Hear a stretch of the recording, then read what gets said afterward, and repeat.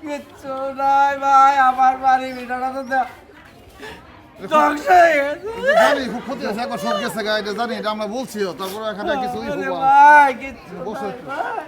আমার এই ভাঙ্গায় আমার 3টা ঘর ছিল, 2টা বড় ঘর, একটা ফাঁকের ঘর, 3টা ঘরে চলে গেছে। ওটি ভাত দিছে যে বস্তা ফালাইছে, জিও বেক মারছে। আমরা সব বেড়া করে কম্বাইন মনে কন্ট্রাক্টরে বারবার কইছি, বাবা হাতে ডাকছি যে বাবা আঙ্গুর এই রাস্তাটা একটু বান দিয়ে যাও, একটু শক্ত করে উঁচা করে দাও, যেন পানিটা না করে আম করছি তো কোনো ক্ষতিকর মস্ত না হয়। কারণ এই নয়তো গতবার বন্যায় মনে করেন গভীর হয়ে গেছে, এবার বন্যায় মনে করেন সব হয়ে গেছে।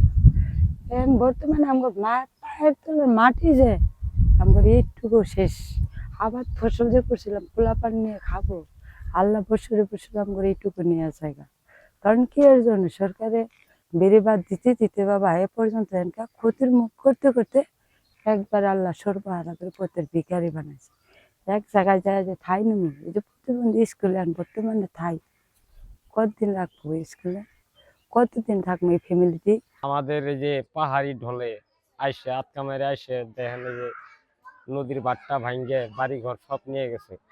একটা ফকিরের ঠাই আছে, আমাদের কোনো ঠাই নেই। এই যে একটা প্রতিবন্ধী স্কুল আমরা আশ্রয় নিছি, এখানে কয়দিন থাকবো?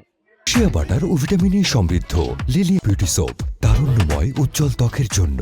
রিমার্ক। আমি কি খাবো কি করব, আমি মানুষের কাজ করে খাই, আমার কেউ নেই বাবা, আমি অসহায়, আমার এখন চলবার মতন তৌফিক নাই।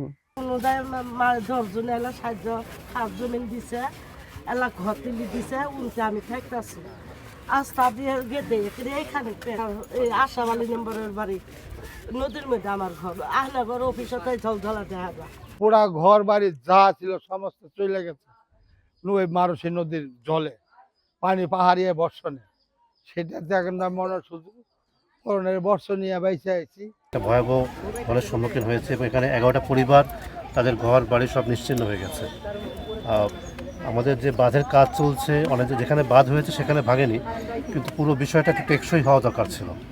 আমরা উপরে কর্তৃপক্ষ নিশ্চয়ই জানাবো যে যেখানে ভেঙেছে বা যেখানে ভবিষ্যতে ভাঙার সম্ভাবনা আছে সব কিছু মিলেই যেন একটা সাস্টেনেবল হয়, এমন একটা দীর্ঘস্থায়ী বাঁধ দেওয়া হয়। নাহলে প্রত্যেক বছর জেনাগাতি এখানে এরকম একই ধরনের দুর্দশায় পড়বো আমরা, এটা আসলে কারো কাম্য না। এবং মানুষ, গরিব মানুষ তারা সবাই। তো আমরা আশা করি এক্সএম সাহেব এখানে আসবেন, আমি কথা বলবো, উনি দেখে যা যা প্রয়োজন সেটি করার চেষ্টা করবেন। একইভাবে যারা দুর্দশাগ্রস্ত হয়েছেন, ক্ষতিগ্রস্ত হয়েছেন, আমরা সরকারিভাবে পর্যাপ্ত সাহায্যের ব্যবস্থা করেছি। এখন ওনাদের জন্য মেন হচ্ছে একটা থাকার ব্যবস্থা করতে হবে। এখন টিন বা অন্য সাহায্য আমাদের কাছে অ্যাভেলেবেল আছে, কিন্তু জমিটার অভাব আছে। কীভাবে তাদেরকে পুনর্বাসন করা যায় আমরা চেষ্টা করছি। এর বাইরে আমাদের শুকনো খাবার সহ অন্যান্য সাহায্য দিচ্ছি, আমরা ওনাদের সঙ্গে আছি।